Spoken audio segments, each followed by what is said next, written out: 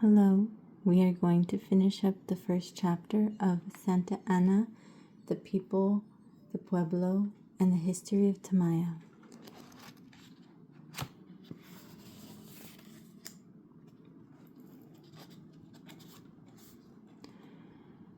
The people who left Pacu traveled through the Rio Grande Valley, where they built a small village on the east bank of the river just across from Catishcha, San Felipe Pueblo. The Catishchame, the San Felipe people. This village was known as Tamaya Kuwashaya, Tamaya village. The Tamaya people, remained there only a short time before crossing the Rio Grande and traveling north and west. When they reached the area south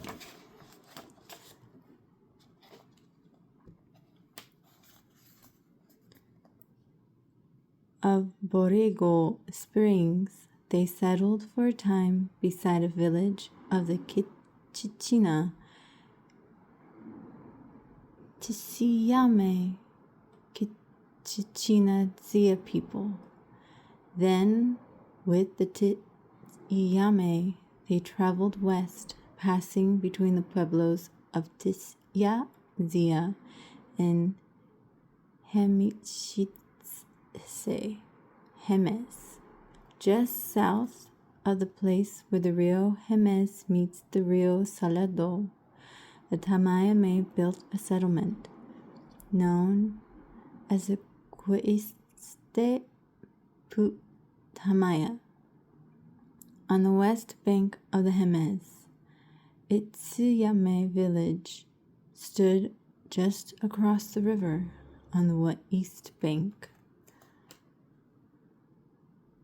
Quiste Tamaya, the tradition says, was blessed with flourishing fields of corn and squash. The women of the Tsiyame village would cross the river each day to help the Tamaya grind corn. But the stories recall that the men of the Tsiyame village grew very jealous because their women were crossing the river, and in their anger they began to plot against the Tamaya. The men recruited the Nabuja, the Navajo, who had recently arrived in the region, to help them attack the Tamaya village. When the people of the Quetse Tamaya learned of the plot, they decided to move on. They gathered food and supplies for the journey, packed all that they could carry, and then set fire to the village. Carrying their belongings, they moved south until they came to the Kene'ewa, San Felipe Mesa, just southeast of Siku, Mesa Prieta, and east of the Rio Puerco. On top of the mesa, they sought shelter from their enemies. Later, as the threat of attack became more remote, the Tamaya began to plant corn in the wide valley at the base of Siku. Then, when the danger had passed, the people moved down from the mesa and built a new village, Quiste Kene'ewa, in the valley on the west bank of the Rio Puerco near Kene'ewa. Meanwhile, an old woman and a small boy remained behind at the abandoned village of Quiste Tamaya on the Rio Hemes. When the Tamaya fled the village, the woman was too old and tired to make the journey, and her great-grandson, a newborn infant, was much too young to travel. In the smoking ruins of the Quiste Tamaya, it fell to the old woman to care for the child. Picking through the charred ruins of the village in search of food, she soon found enough stored jars filled with corn and piñon nuts to feed them both well. She ground the pinon nuts into a milky substance to feed the child until he was old enough to eat solid foods. As the boy grew, she began to teach him.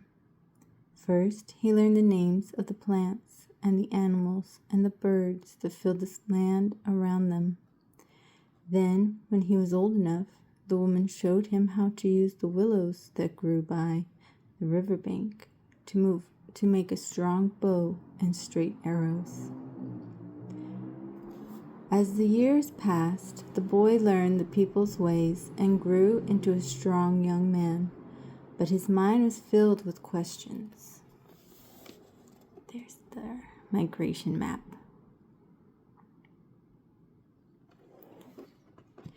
He began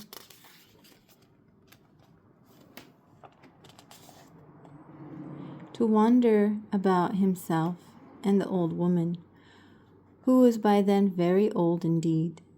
How had they come to this place, he asked himself, and why did they live alone there? Where had they come from?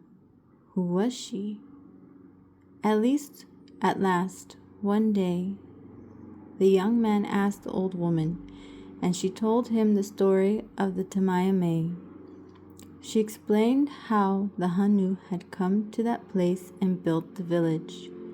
She spoke of the Tsiyame living across the river, recalling how anger had grown among the Tsiyame men and how the Tamayame had learned of their plan to raid Quitziputamaya.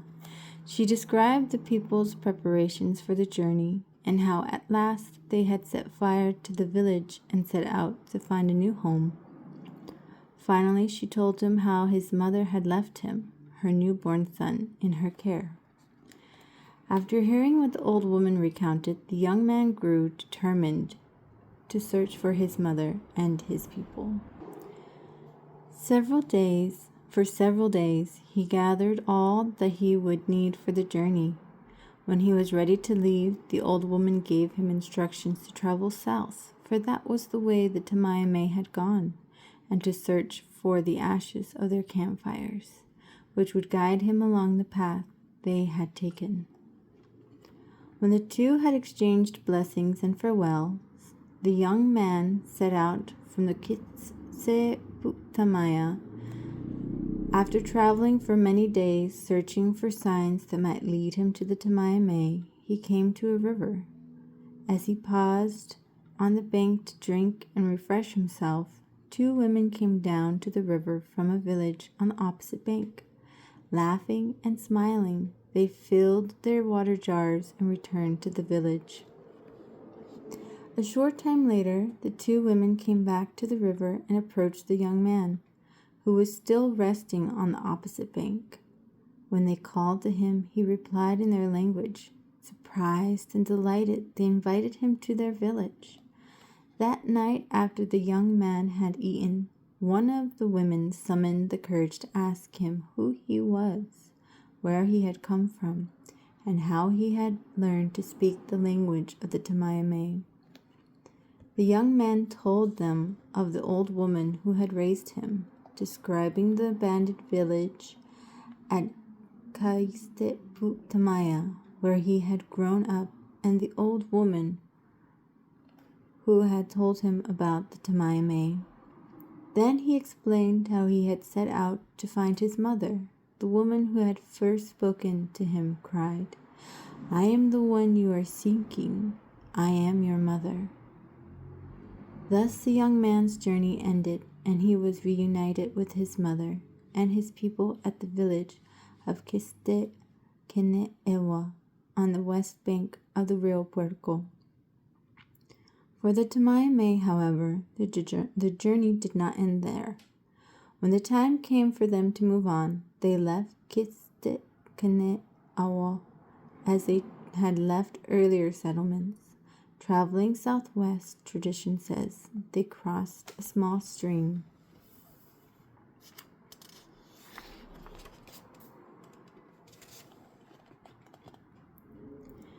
Near the modern settlement of Paguete, As the Tamaime passed their bundles from one person to another across the stream, they called out,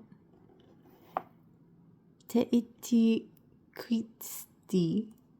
Even today, the place is known as Quaisti. Tamaime traveled on, eventually reaching a valley east of the massive stone mesa that was the home of Akume, the Akoma people.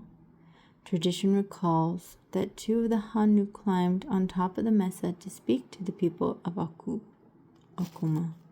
Finding that their language was much alike, one of the two men decided to remain on the mesa, while the other climbed down and returned to his people.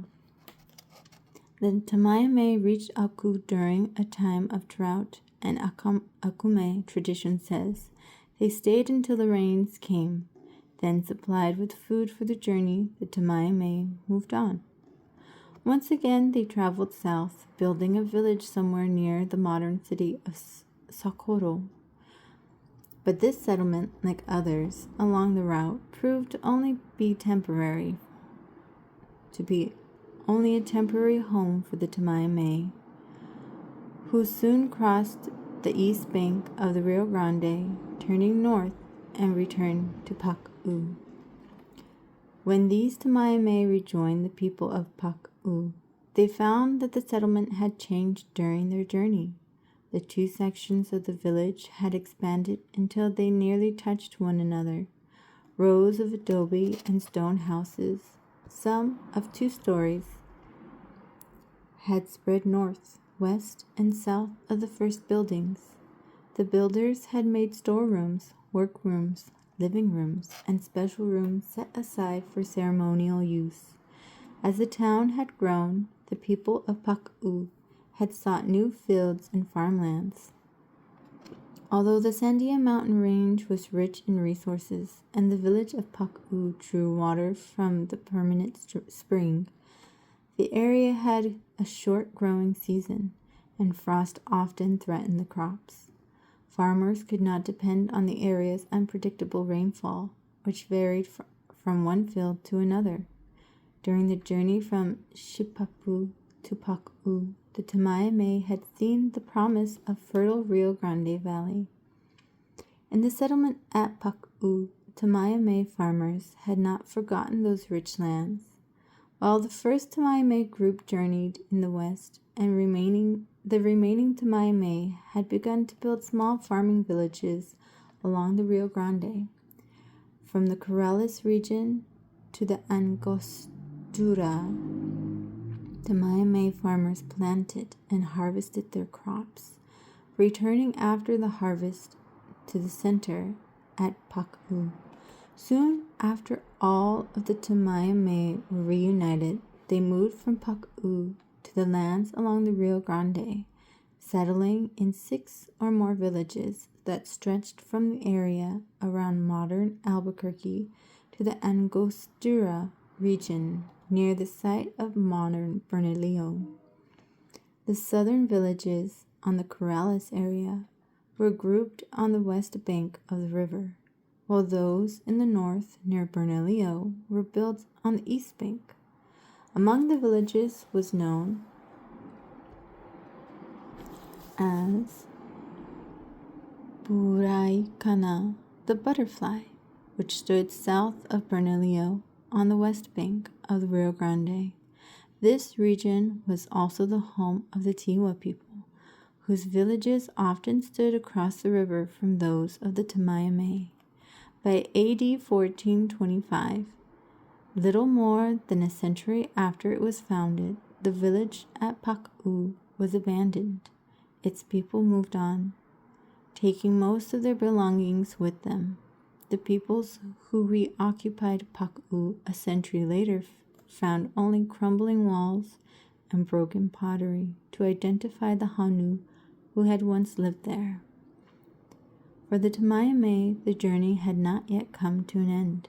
They settled for a time in the farming villages along the Rio Grande, but then the stories tell a group of Tamaime traveled north to the west bank of the Rio Jemez, where they founded a village known as Quiste ha Tamaya. From this village, the people eventually crossed the Rio Jemez and traveled north to the place where, after centuries of traveling, their journey ended. There, besides the river and beneath a broad mesa, the Tamaime found the land that they would choose, in accordance with the instructions given to their ancestors for their home. Next reading will be Chapter 2, Hanu Meets Castora. Thank you for joining me.